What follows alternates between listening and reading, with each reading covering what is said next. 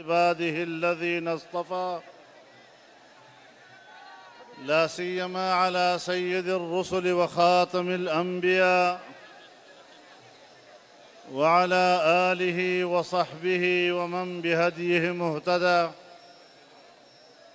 أما بعد، فأعوذ بالله من الشيطان الرجيم.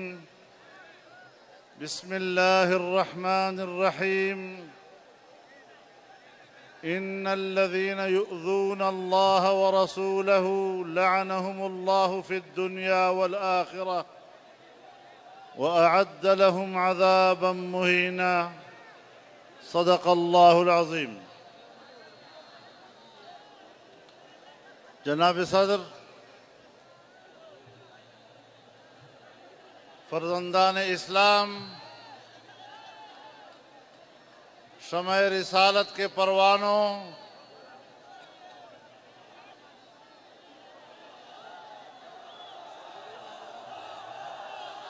عقیدہ ختم نبوت کے اور ناموس رسالت کے حفاظت کے لیے سر پر کفن باندھ کر اسلام کے سرفروش ہو، میں آپ کے اس جذبے کو سلام پیش کرتا ہوں اور دنیا کو بتانا چاہتا ہوں، امریکہ اور یورپ کو بتانا چاہتا ہوں کہ پاکستانی قوم اپنی حریت اور اپنی آزادی کی حفاظت کرنا جانتی ہے۔ جمعیت علماء اسلام کی تاریخ صدیوں سے آزادی کی جدوجہد سے بھری ہوئی تاریخ ہے۔ آج متحدہ مجلس عمل کے تعاون سے اور تائید سے پشاور کی سرزمین پر یہ عظیم الشان اجتماع ایک بار پھر یہ اعلان کرتا ہے کہ پاکستان کے نظریے پر، عقیدہ ختم نبوت پر، ناموس رسالت پر اور اپنی آزادی اور حریت پر کوئی سمجھوتا نہیں کیا جائے گا۔ میرے محترم دوستو، ہمارے ملک کا جعلی وزیر اعظم ابھی امریکہ گیا تھا اور آپ نے دیکھا کہ ٹرمپ نے بھی اس بات کی تائید کی کہ یہ جعلی وزیر اعظم ہے، اس لیے تو اس کا استقبال تک نہیں کیا۔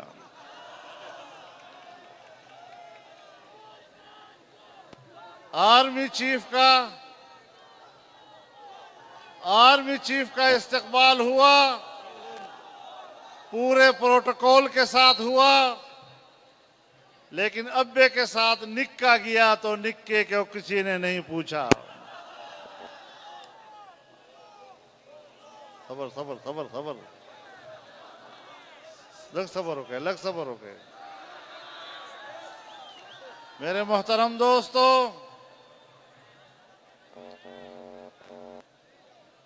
وہاں پر بھی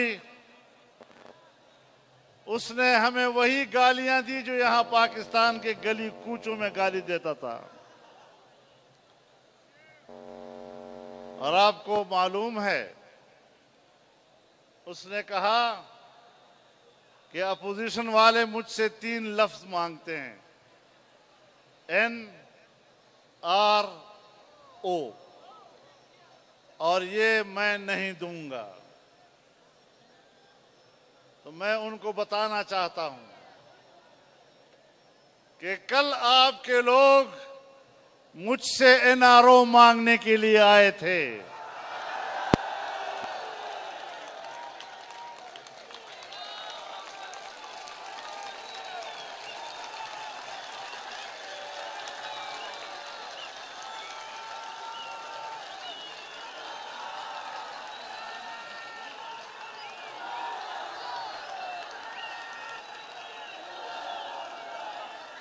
اور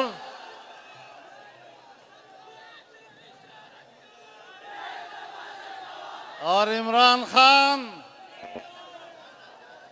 آپ کے لیے جن لوگوں نے مجھے این آر او کے لیے بار بار کہا، میں ان کا نام نہیں لوں گا،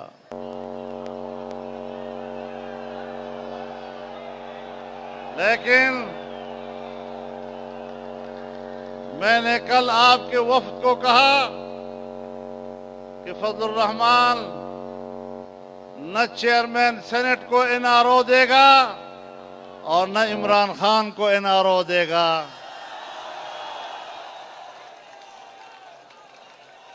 این آر او دینا یہ ہماری مرضی ہے، آپ کی مرضی نہیں ہے۔ آپ کون ہوتے ہیں کسی کو این آر او دینے والے؟ تمہارے بڑبول تو ہم دیکھتے رہتے ہیں، اربوں روپے نکالوں گا، کھربوں روپے نکالوں گا، اور ان لوگوں سے میں کھربوں روپے لوں گا۔ وہ کھربوں اور اربوں روپے لینا یہ آیا، میں ایئر کنڈیشن نکالوں گا اور میں ٹیلی ویژن نکالوں گا۔ جی، اربوں کھربوں آج ٹی وی اور اے سی پہ آ گیا۔ یہ تمہارا ویژن ہے، اس ویژن پر ماتم کرنے کو جی چاہتا ہے۔ میرے محترم دوستو، آج انہوں نے وہاں جلسہ کیا اور جس جلسے میں اس نے ہمیں گالیاں دی، یہ قادیانیوں نے اس کا انتظام کیا تھا، یہودی لابی نے اس کا انتظام کیا تھا، اور قادیانیوں سے کہا کہ قادیانیوں، تمہارا اور میرا دشمن ایک ہے اور وہ ہے فضل الرحمان۔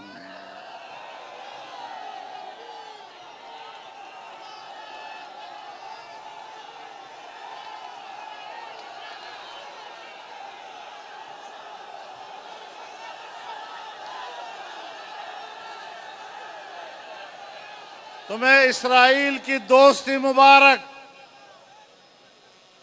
تمہیں صہیونیوں کی دوستی مبارک، تمہیں قادیانیوں کی دوستی مبارک۔ تم ان کے ساتھ لاکھ دفعہ ایک ہو جاؤ۔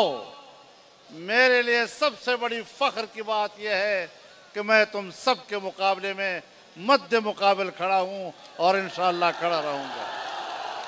نعرہ تکبیر!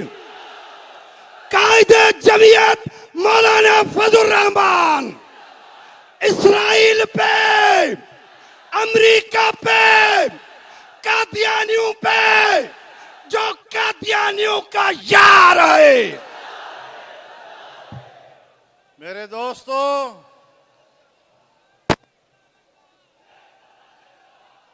بلی تھیلے سے باہر آ گئی ہے۔ تم نے وہاں جا کر اعتراف کیا کہ رسول اللہ صلی اللہ علیہ وسلم کی توہین کی مرتکب آسیہ ملعونہ کو میں نے رہا کرایا اور میں نے عزت سے ملک سے باہر جانے دیا ہے۔ جن چیزوں کو تم قوم کے سامنے چھپایا کرتے تھے، تم نے آقاؤں کے سامنے اس کا برملا اعتراف کیا ہے۔ تم نے ان کے سامنے اسے ایک بڑے کارنامے کے طور پر پیش کیا ہے۔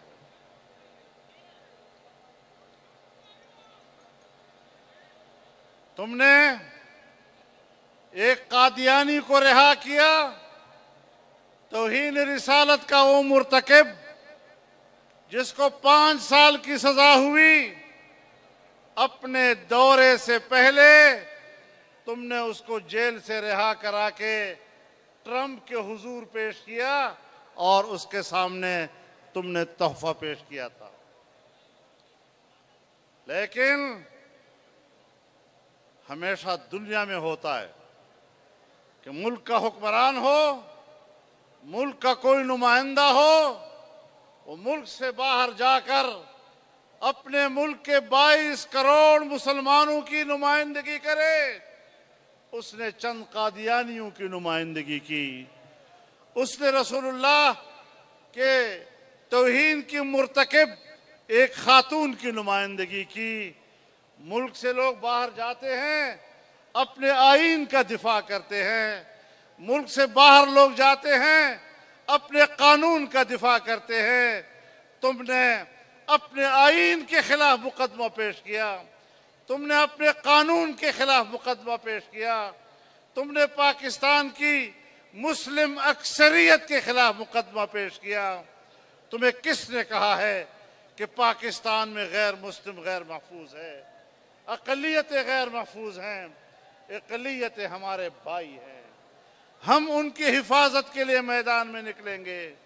لیکن ملکی قانون کے سامنے سب برابر ہیں. آپ دنیا کو یہ کیوں نہیں سمجھا سکے کہ توہین رسالت کے قانون کے تحت اگر مقدمات درج ہوئے ہیں تو 500 سے زیادہ مقدمات مسلمانوں کے خلاف ہیں. غیر مسلموں کے خلاف تو 50 سے بھی کم مقدمات ہیں. اتنا بڑا فاصلہ اور پھر بھی دنیا کو تم تاثر دے رہے ہو کہ پاکستان میں غیر مسلم محفوظ نہیں ہیں اور یہ قانون غیر مسلموں کے خلاف استعمال ہو رہا ہے. تم نے غلط مقدمہ لڑا ہے. تم نے الٹا مقدمہ لڑا ہے. تم نے پاکستان کے 22 کروڑ عوام کو ان کے سامنے بطور مجرم کے پیش کیا ہے. تم نے ان کے سامنے پاکستان کے آئین کو کٹہرے میں کھڑا کیا ہے. تم نے ان کے سامنے پاکستان کے قانون کو کٹہرے میں کھڑا کیا ہے. تمہیں پاکستان کی نمائندگی کی سفارتی آداب تک نہیں آتے. تمہیں عوام کی نمائندگی کرنے اور اپنے ملک کی موقف کا دفاع کرنے کی صلاحیت ہی نہیں ہے. تم چاپلوسی کرنا جانتے ہو. تم ان کے حضور میں بچھنا جانتے ہو. تم ان کے مقابلے میں جرت کے ساتھ اپنے ملک کا مقدمہ پیش کرنے کی صلاحیت ہی نہیں رکھتے. نعرہ تکبیر. آپ کہیں گو گو. اسلام دشمن عمران, پاکستان دشمن عمران, تہذیب دشمن عمران, قادیانی نواز عمران. میرے محترم دوستو, مسئلہ واضح ہے کہ ہمارے ملک کا آئین ہے. اگر میں آئین کا پابند ہوں, اگر پاکستان کے 22 کروڑ عوام اس آئین کے پابند ہیں تو پھر قادیانی بھی اس آئین کا پابند ہے. سن 1974 سے لے کر آج تک وہ پارلیمنٹ کے فیصلے کو تسلیم نہیں کر رہے. اور یہ فیصلہ صرف ہمارے ملک کے پارلیمنٹ نے نہیں کیا. یہ فیصلہ جنوبی افریقہ کی عدالت نے ان کے خلاف کیا ہے. یہ فیصلہ بہاولپور کی عدالت نے ان کے خلاف کیا ہے.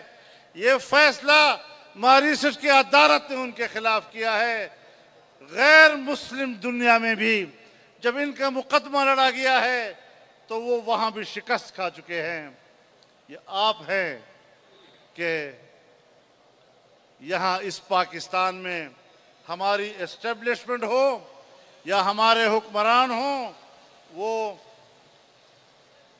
اس بات کے فکر مند تو ہیں کہ قادیانیوں پر کوئی پابندی نہیں ہونی چاہیے. قادیانی آزادی کے ساتھ اپنے مذہب پر عمل کریں جیسا وہ چاہیں, لیکن اگر پابندی ہے تو پاکستان کے علماء پر ہے, پاکستان کے مدارس پر ہے, پاکستان کے مساجد پر ہیں. تم نے اپنے ملک کے مذہبی پیشواؤں کے خلاف 4 شیڈول سے لے کر دہشت گردی اور انتہا پسندی کے تمام مقدمات اور اپنے قانون ان کے خلاف استعمال کیے ہیں. اپنے علماء کے لیے اپنے مذہبی رہنماؤں کے لیے اپنے مساجد اور مدارس کے اندر کام کرنے والے وہ تو آپ کی نظر میں مشکوک، لیکن قادیانی جو پاکستان کا دشمن ہے، جو آئین کا دشمن ہے، وہ آپ کے لیے کیسے وفادار نظر آ رہا ہے؟ میرے اور قادیانی کے بیچ میں جب تک تم رویہ آئین کے مطابق نہیں بناؤ گے، میں ملک کی اسٹیبلشمنٹ کو بھی اور ملک کے حکمرانوں کو بھی واضح طور پر کہنا چاہتا ہوں کہ اس طرح پھر ہم اور آپ اس ملک میں نہیں رہ سکتے۔ نعرہ تکبیر! کہو زندہ باد، اسلام ہمارا، قرآن ہمارا، علماء ہمارے، صلحاء ہمارے، قادیانیوں پہ۔ عافیہ صدیقی کے حوالے سے جب صحافی سوال کرتے ہیں تو آپ کہتے ہیں نہ، یہ سوال نہ کرو، یہ سوال نہ کرو، تم انہیں سوال کرنے سے روکتے ہو۔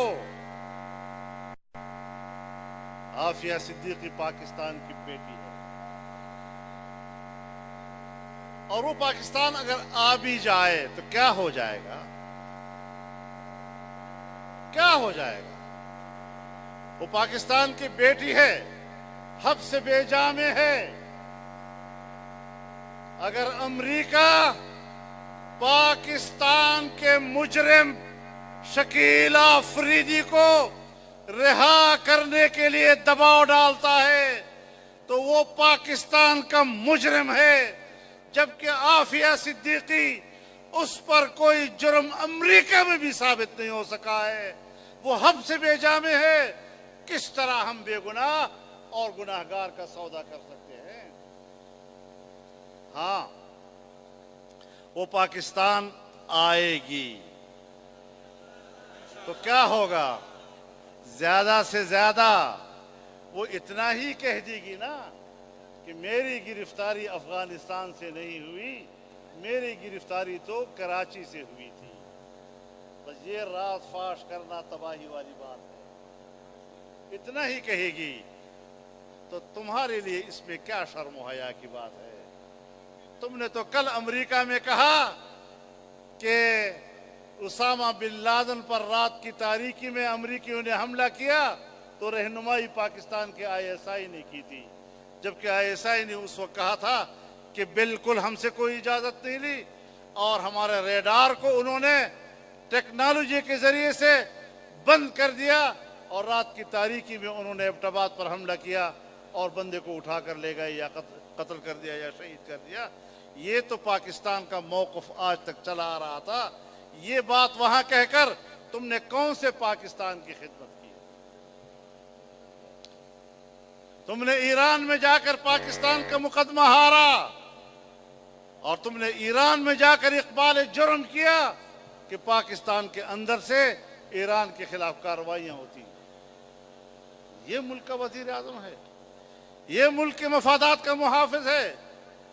اس نے تو اسٹیبلشمنٹ کو بھی منہ دکھانے کا نہیں چھوڑا، ابے کو بھی منہ دکھانے کا نہیں چھوڑا، اور قوم کو بھی منہ دکھانے کا نہیں چھوڑا۔ میرے محترم دوستو، سفارتی آداب سے اس حد تک ناواقف، آج کھڑا ہوا سب کو کہتا ہے چور چور۔ اب جس کو تم نے پکڑا ہے اس کے خلاف تو اب تک تم چوری ثابت نہیں کر سکے۔ میڈیا کے زور سے بس ایک الفاظ ہیں دہرائے جا رہے ہیں، لاؤ ان کو عدالت کے ذریعے سے کوئی ایسی بات سامنے آئے کہ جس کو آپ دنیا کے کسی اور عدالت میں بھی بطور نظیر پیش کر سکیں، لیکن وہ تو ایک ہوگا یا دو ہوں گے۔ عمران خان، تیرا تو سارا ٹبر چور نکلا ہے۔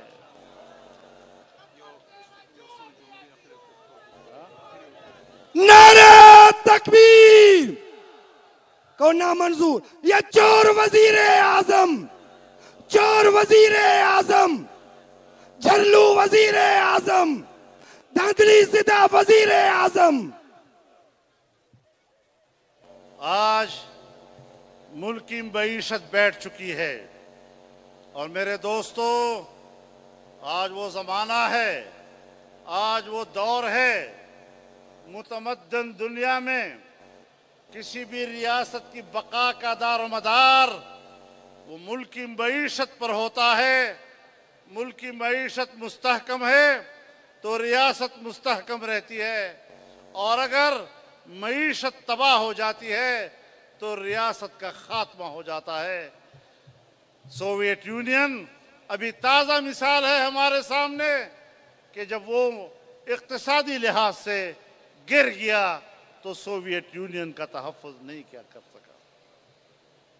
आज वो पाकिस्तान को दांव पे लगाए हुए हैं, पाकिस्तान की बका को दांव पर लगाया हुआ है, पाकिस्तान के मुस्तक़बिल को दांव पे लगाया हुआ है।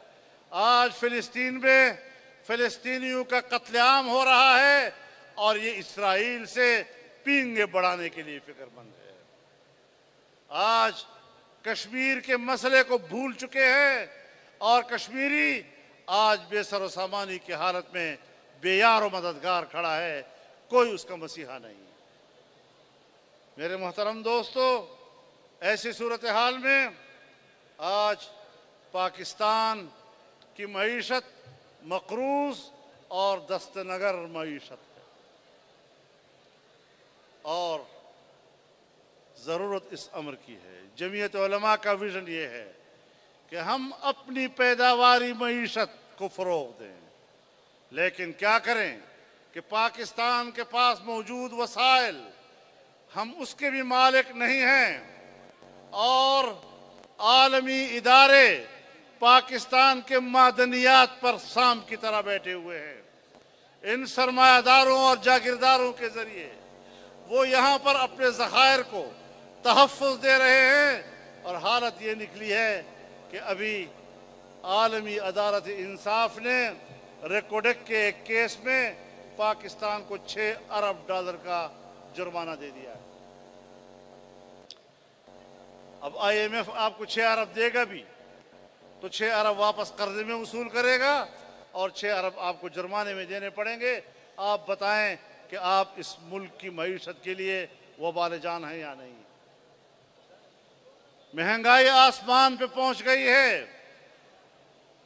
पाकिस्तान की तारीख में ये पहली मर्तबा हुआ है कि एक बजट पास होने के 1 महीने के अंदर अंदर पूरे मुल्क के ताजरों ने हड़ताल किया और दुकानें बंद रखी, और देहातों तक, गांव तक, महल्लों के अंदर छोटे छोटे दुकान, छाबड़ी वाले, उन्होंने हड़ताल किया और पाकिस्तान की हुक्मरानों की इन मौजूदा माशी पॉलिसियों को मुस्तरद कर दिया।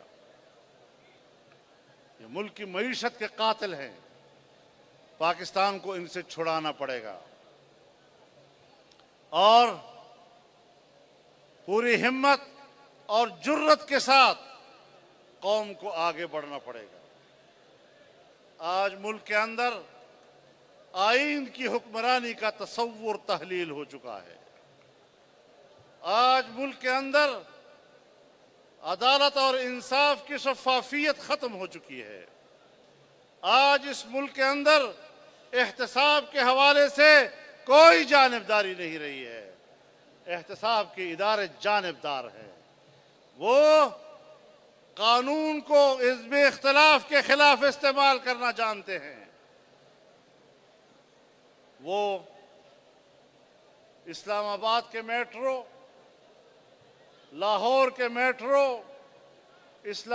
मुल्तान के मेट्रो, जहां से आज गरीब आदमी फायदा उठा रहा है और मीलों का सफर चंद रुपए में कर सकता है, वो तो हुए चोर। और आपके पेशावर की BRT वाले, ये हैं हमारे इंसाफ के आलमबरदार। बुखार के गर्दाश है, BRT दला से बुखार के गर्दाश है। और तमाशा बोला था, अगर लारे से जोड़े खड़ी थी,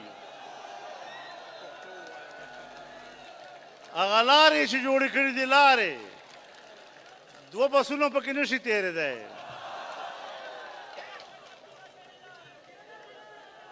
نو دا ډیزاینینګ چا کړی و؟ ما خیال ده پرویز خټک خپل ځان ته کتلي دي او هغې مطابق یې جوړ کړی.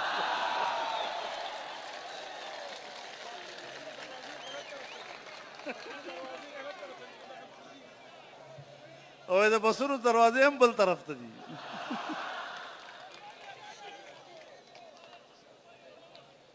نو پېښور یې په شرمونو وشرماو، کندې کندې که، او بیا لا خوشحالي چې مونږ خو داسې حکومت کوو.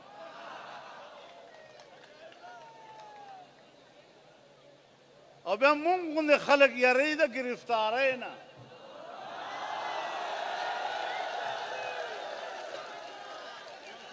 چې کوم خلک د سر په شیندلو نه دي، ته هغه د جیل کوټلې نه یارې.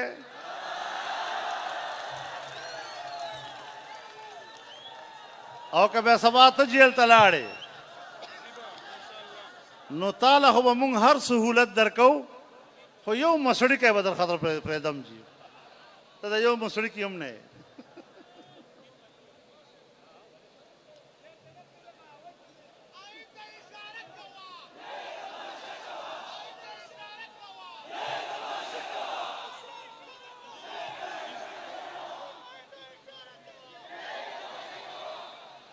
شمسی صاحب خو ښه پوه کړی، خو اشاره خو نه وه په هغې کې، سمه قصه وه، هغه درته په تبر وواله.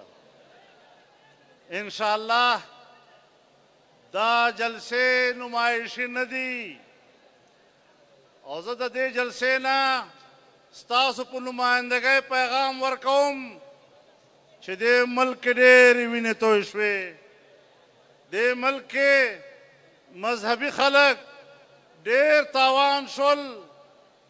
تاسو مونږ ته آئینی حق راکئ او د قوم ته حق ورکئ. د الیکشنو غلا دې نه منو، د الیکشنو فراډ دې نه منو، او د فراډ الیکشنو په نتیجه کې ستا حکمرانی نه منو، ستا حکومت نه منو، او دې خلاف به یا نن زمون خبره واورئ او یا بیا جنگ ته تیار شئ. مونږ د جنگ فیصله کړې ده.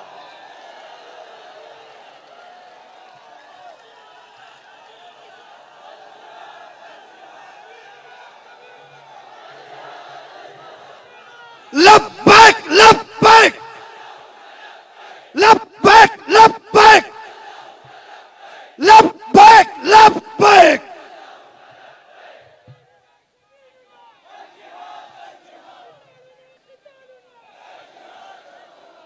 اسی لیے تو آج جو حکومتیں بنائی گئی ہیں عجیب الخلقت حکومتیں، وہی نوکرشاہی، وہی جاگیردار، وہی اسٹیبلشمنٹ کے اشاروں پہ ناچنے والے لوگ ادھر ادھر سے لا کر حکومت میں بھرتی کر دیے گئے. ایک طبقہ ہے ان کا جب بے روزگار ہو جاتا ہے تو وزارتوں اور مشیروں کی صورت میں ان کو باروزگار بنایا جاتا ہے. یہ یتیم لوگ ہوتے ہیں جن کا کوئی پوچھنے والا نہیں ہے. آج اس قسم کی حکومتیں بنائی جا رہی ہیں. جو لوگ مشرف کی حکومت میں تھے آج اس موجودہ حکومت میں. تو پھر جب میں ایسے منظر کو دیکھوں گا تو آپ بتائیں پھر میں اس ماحول کو جمہوری ماحول کہوں گا؟ یہ ماشاء اللہ کا ماحول ہے. اور میں اسٹیبلشمنٹ کو بار بار کہنا چاہتا ہوں کہ اس کے پیچھے سے ہٹ جاؤ، اس کی پشت پناہی ختم کر دو. ناجائز حکومت کی پشت پناہی کسی قیمت میں بھی قابل قبول نہیں ہے. یہ مارشل لائی کردار ہے، اور مارشل لا کے خلاف ہم ہر دور میں جیلوں میں گئے ہیں، قربانیاں دی ہے، لیکن مارشل لا کے جبر کو ہم نے کبھی تسلیم نہیں کیا. اور انشاءاللہ العزیز ہم جائیں گے اور اسلام آباد جائیں گے، اور یہ پشاور کا مجمع ہی اکیلے اگر چلا جائے اور کوئی پیچھے نہ رہ جائے تو ان کے لیے تو یہ بھی کافی ہے. سوک پاتا کے خوبانا